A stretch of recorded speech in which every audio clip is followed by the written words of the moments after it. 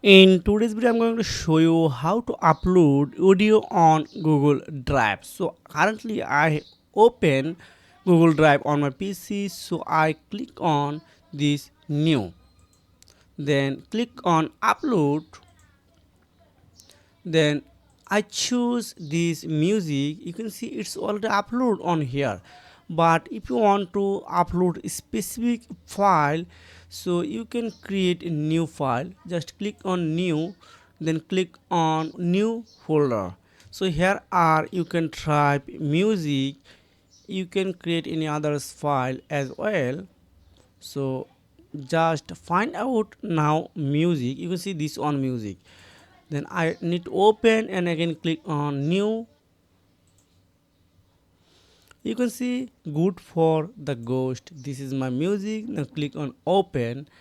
It's already upload on this here.